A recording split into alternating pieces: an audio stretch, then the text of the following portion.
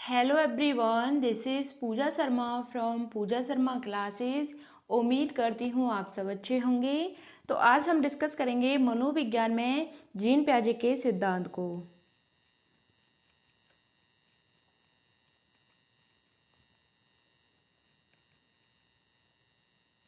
Gene पियाजे के सिद्धांत को डिस्कस करेंगे, तो चलिए स्टार्ट करते हैं। इससे पहले मैंने आपको थॉर्नडाइक के सिद्धांत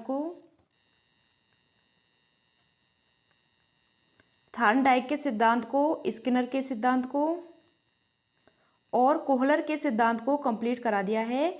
तो आपने अभी तक इन तीनों सिद्धांतों को नहीं देखा है तो मैं लिंक आपको नीचे डिस्क्रिप्शन बॉक्स में दे दूंगी, तो आप वहां से इनको देख सकते हैं।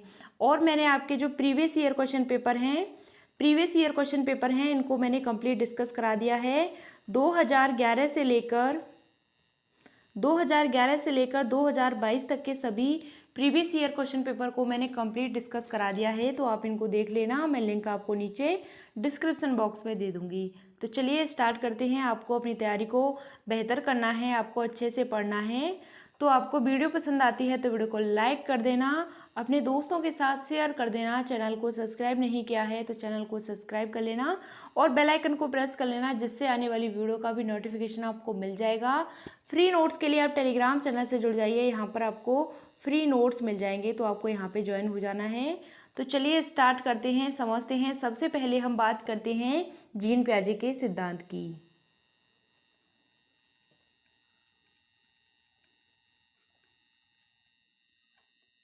जीन पियाजे के सिद्धांत की बात करते हैं तो जीन पियाजे का सिद्धांत है, इसको हम किस अन्य नाम से जानते हैं तो इसके विषय में समझते हैं। तो जीन पियाजे के सिद्धांत को हम संज्ञानात्मक विकास का सिद्धांत कहते हैं।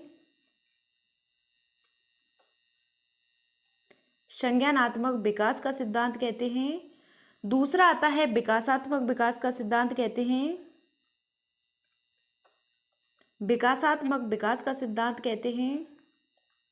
तीसरा आता है आपका ज्ञानात्मक विकास का सिद्धांत। ज्ञानात्मक विकास का सिद्धांत। तो जीन पियाजे के सिद्धांत को हम इन तीन नामों से जानते हैं, संज्ञानात्मक, विकासात्मक और ज्ञानात्मक विकास का सिद्धांत। यहाँ तक बात क्लियर। अगर आपसे पूछा जाए कि विकासात्मक विकास का सिद्धांत किसका है तो आपको बताना है जीन पियाजे का है। ज्ञानात्मक विकास का सिद्धांत किसका है तो जीन पियाजे का है। संज्ञानात्मक विकास का सिद्धांत किसका है तो जीन पियाजे का है। यहाँ तक बात क्लियर। और इनके बारे में बात करते हैं तो यह रहने वाले कहाँ के थे, जीन पियाजे कहाँ के रहने वाले थे तो यह स्विट्जरलैंड के रहने वाले थे। कहाँ के रहने वाले थे, स्विट्जरलैंड के रहने वाले थे। वहाँ के क्या थे, यह चिकित्सक थे। स्विट्जरलैंड के कौन थे, यह रहने वाले थे और वहाँ पे क्या थे, एक चिकित्सक थे, यानी एक डॉक्टर थे। यहाँ तक बात क्लियर, डॉक्टर थे। अब बात करते हैं आगे कि जीन पियाजे ने अपने बच्चों पर प्रयोग किया था। प्रयोग किस पर किया था जीन पियाजे ने, तो जीन पियाजे ने अपने बच्चों पर प्रयोग किया था। इन्होंने अपने बच्चों पर प्रयोग किया था, बच्चों पर प्रयोग किया था। बच्चों की जो अवस्था में परिवर्तन हुआ था उसके विषय में खोजा था और बच्चों की अवस्था में हुए परिवर्तन को खोजा था, हुए परिवर्तन को खोजा था।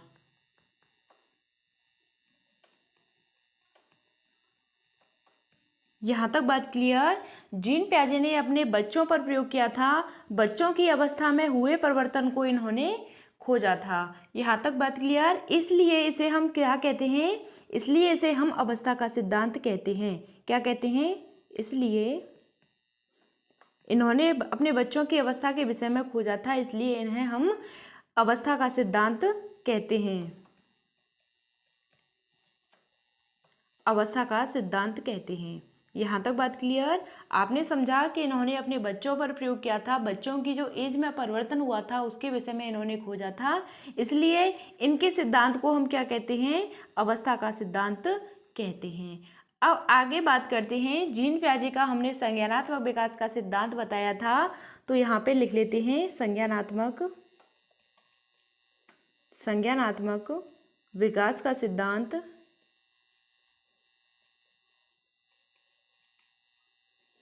संज्ञानात्मक विकास के सिद्धांत की बात करते हैं तो संज्ञानात्मक विकास के सिद्धांत में सबसे पहले हम बात करते हैं तो इनकी 4 अवस्थाएं हैं। कितनी अवस्थाएं हैं? 4 अवस्थाएं हैं। 4 अवस्थाएं हैं। यहाँ तक बात क्लियर? संज्ञानात्मक विकास के सिद्धांत की 4 अवस्थाएं हैं। 4 अवस्थाएं कौन कौन सी हैं? कई बार यहाँ से पूछा गया है।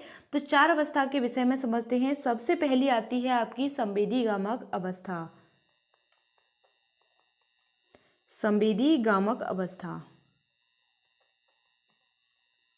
दूसरी अवस्था की बात करते हैं तो दूसरी आती है पूर्व संक्रियात्मक अवस्था।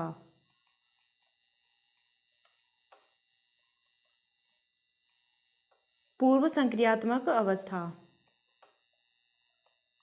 तीसरी आती है आपकी मूर्त संक्रियात्मक अवस्था।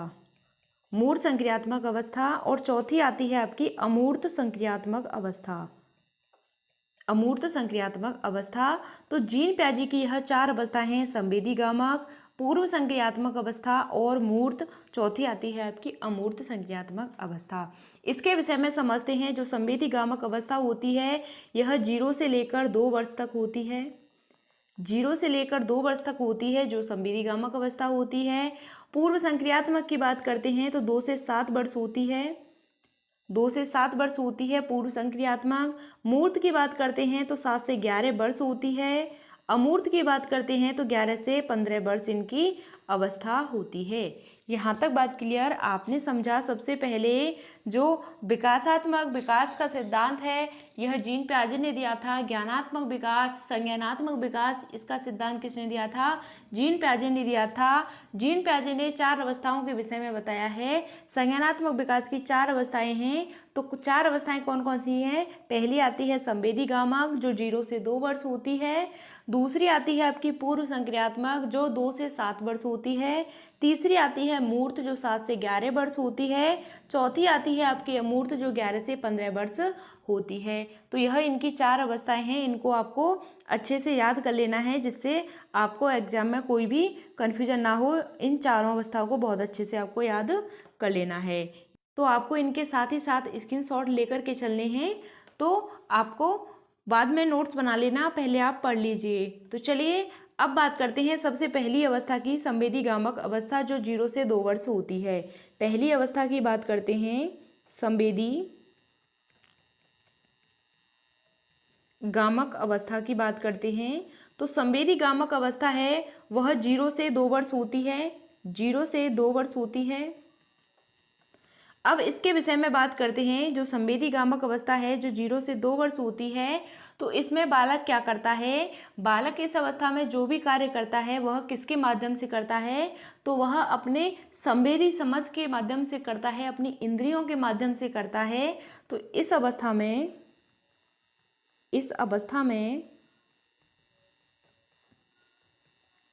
बच्चा अपनी इंद्रियों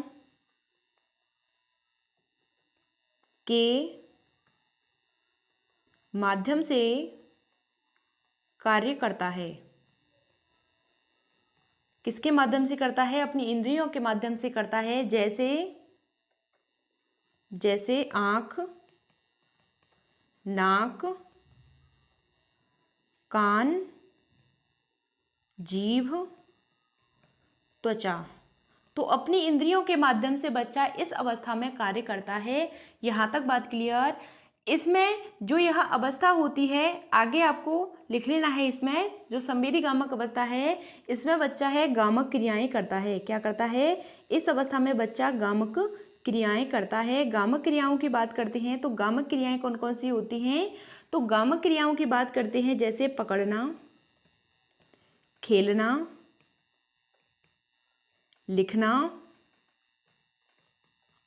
और अपने हाथों को चूसना। तो इस अवस्था में बच्चा गामक क्रियाएं करता है। यहाँ तक बात क्लियर? और इस अवस्था में बच्चा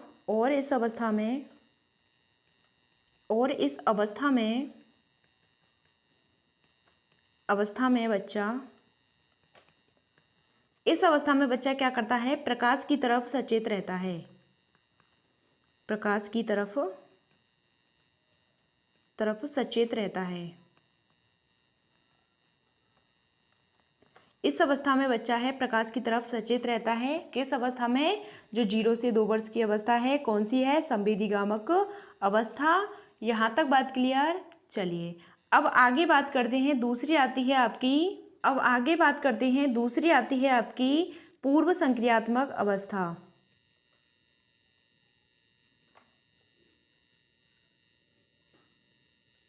पूर्व संक्रियात्मक अवस्था आती है दूसरी अवस्था। इसके बारे में बात करते हैं। तो इस अवस्था में बच्चा क्या करता है? तो इस अवस्था में बच्चा है 2 से 7 वर्ष का है। 2 से 7 वर्ष का बच्चा है इस अवस्था में। तो इस अवस्था में बच्चा है अपने पड़ोसी बच्चों के साथ खेल खेलता है। तो इसमें इस अवस्था में बच्चा अपने पड़ोसी बच्चों के साथ खेल खेलता है।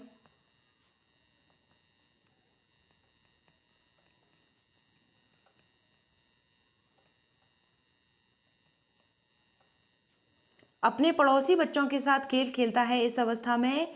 दूसरा पॉइंट आता है, तो इस अवस्था में बच्चा है चित्रों का प्रयोग, शब्दों का, प्रतीकों का प्रयोग करने लग जाता है। तो इस अवस्था में चित्रों, प्रतीकों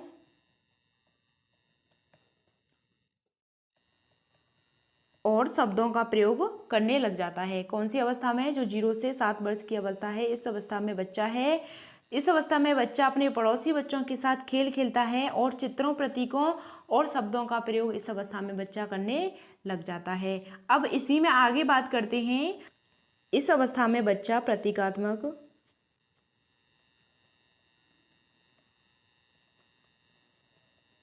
खेल खेलता है।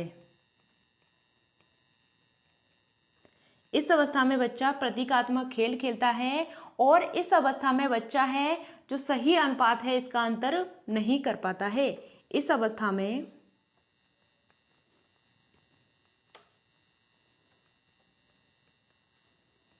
बच्चा सही अनुपात का अंतर नहीं कर पाता है।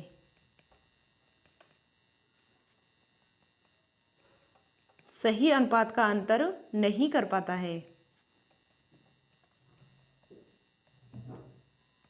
सही अनुपात का अंतर का मतलब है यानी कि आकार में, सही अनुपात का मतलब है यानी आकार में, भार में कम या ज़्यादा इसके विषय में बच्चे को पता नहीं होता है, यानी कि इसमें अंतर बच्चा नहीं कर सकता है। इस अवस्था में रिवर्सिबिलिटी की समझ नहीं आती है, जो आपकी 2 से 7 वर्ष की अवस्था होती है। यहाँ से कई बार क्वेश्चन बना है आपका। इसी में थोड़ा सा आगे और बात करते हैं। तो इस अवस्था में बालक में सजीवता के लक्षण पाए जाते हैं।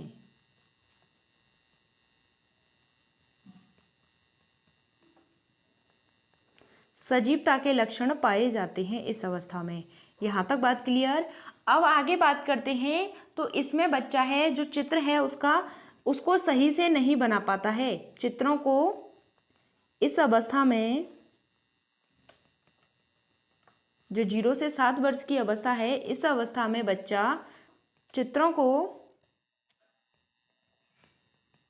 को सही से नहीं बना पाता है। सही से नहीं बना पाता है। यहाँ तक बात क्लियर। आपने समझा कि इस अवस्था में बच्चे में क्या लक्षण पाए जाते हैं। तो सजीवता के लक्षण पाए जाते हैं, जैसे गुड़िया, यानी कि गुड़िया में वह समझेगा कि इसमें भी जीवन है, इसको हम पीटेंगे तो इसके लग जाएगी। तो इस अवस्था में सजीवता के लक्षण पाए जाते हैं। यहाँ तक बात क्लियर। अब आगे बात करते हैं। 3rd नंबर पर आती है आपकी मूर्त संक्रियात्मक अवस्था। 3rd पर आती है आपकी मूर्त संक्रियात्मक अवस्था। मूर्त संक्रियात्मक अवस्था। तो इस अवस्था की बात करते हैं। जो 7 से 11 वर्ष की होती है।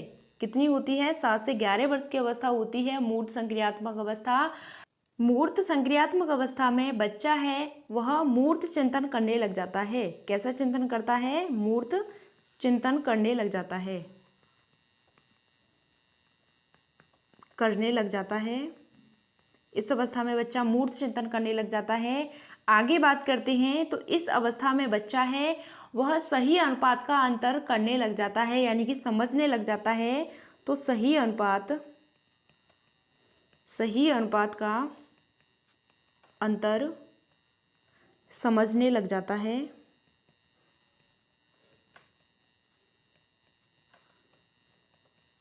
सही अनुपात का अंतर समझने लग जाता है, जैसे आकार में, भार में, कम या ज़्यादा में इनका बच्चा है अंतर करने लग जाता है। जैसे भार में, कम या ज़्यादा में, नाप तौल में, इसमें बच्चा सही अनुपात का अंतर करने लग जाता है। आगे बात करते हैं तो इसी अवस्था में बच्चा आरोही और अवरोही क्रम को समझने लग जाता है। आरोही और अवरोही क्रम को समझने लग जाता है, समझने लग जाता है। किस अवस्था में? तो जो आपकी 7 से 11 वर्ष की अवस्था होती है, 7 से 11 वर्ष की अवस्था होती है, इस अवस्था में बच्चा है आरोही और अवरोही क्रम को समझने लग जाता है। इस अवस्था को हम क्या कहते हैं? मूर्त संक्रियात्मक अवस्था कहते हैं, जो 7 से 11 वर्ष की अवस्था होती है। यहाँ तक बात क्लियर। अब बात करते हैं, 4th नंबर पर आती है आपकी अमूर्त संक्रियात्मक अवस्था। कौन सी आती है? अमूर्त संक्रियात्मक अवस्था आती है, जो आपकी 11 से 15 वर्ष की अवस्था होती है। यहाँ तक बात क्लियर। इसमें बात करते हैं तो बच्चा है इस अवस्था में अमूर्त चिंतन करने लग जाता है। तो इस अवस्था में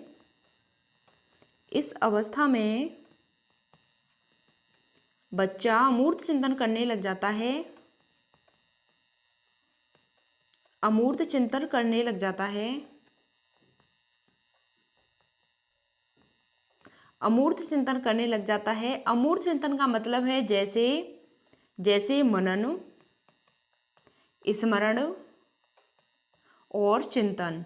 इस अवस्था में बच्चा करने लग जाता है, जो आपकी 11 से 15 वर्ष की अवस्था है। इस अवस्था में बच्चा है अमूर्त चिंतन करने लग जाता है।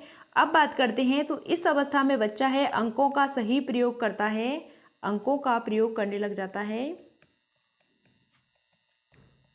अंकों का प्रयोग करने लग जाता है। यहाँ तक बात क्लियर। अब आगे बात करते हैं, इसी अवस्था में आगे बात करते हैं तो बच्चा है एक समस्या का समाधान करने लग जाता है, यानी कि प्रॉब्लम सॉल्विंग बन जाता है, यानी कि समस्या का समाधान करता बन जाता है, समाधान करता बन जाता है, समस्या का समाधान करता बन जाता है। इसी अवस्था में जो आपकी 11 से 15 वर्ष की अवस्था होती है, इस अवस्था में बच्चा है समस्या समाधान करता बन जाता है और कार्य कारण को समझने लग जाता है, यानी कि कार्य में अंतर करने लग जाता है और कार्य कारण को समझने लग जाता है, को समझने लग जाता है। कार्य कारण को इस अवस्था में बच्चा समझने लग जाता है, यानी कि अंतर करने लग जाता है। यहाँ तक बात क्लियर। हमने यहाँ तक आपकी जो 4 अवस्थाएं हैं इनके विषय में समझा। हमने जीन पियाजे के सिद्धांत में सबसे पहले समझा कि जीन पियाजे रहने वाले कहाँ के थे, तो यह स्विट्जरलैंड के रहने वाले थे। इन्होंने संज्ञानात्मक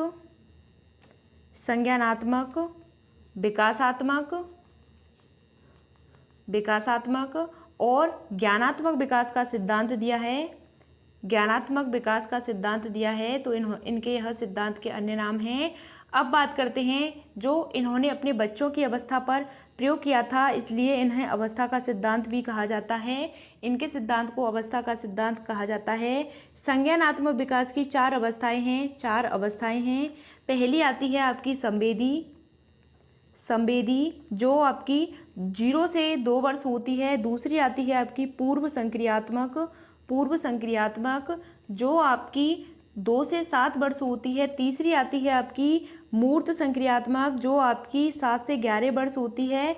चौथी आती है आपकी अमूर्त, जो आपकी 11 से 15 वर्ष होती है। 11 से कहाँ तक होती है? 15 वर्ष तक होती है, जो आपकी अमूर्त संक्रियात्मक अवस्था है। तो हमने इनके विषय में समझ लिया। तो चलिए मिलते हैं आपको आगे की नेक्स्ट वीडियो में। आपको वीडियो पसंद आती है तो वीडियो को लाइक कर देना, अपने दोस्तों के साथ शेयर कर देना। चैनल को सब्सक्राइब नहीं किया है तो चैनल को सब्सक्राइब कर लेना और बेल आइकन को प्रेस कर लेना, जिससे आने वाली वीडियो का भी नोटिफिकेशन आपको मिल जाएगा। फ्री नोट्स के लिए आप टेलीग्राम चैनल से जुड़ जाइए, यहाँ पर आपको फ्री नोट्स मिल जाएंगे, तो आपको यहाँ पर ज्वाइन हो जाना है। तो चलिए मिलते हैं आपको आगे की नेक्स्ट वीडियो में।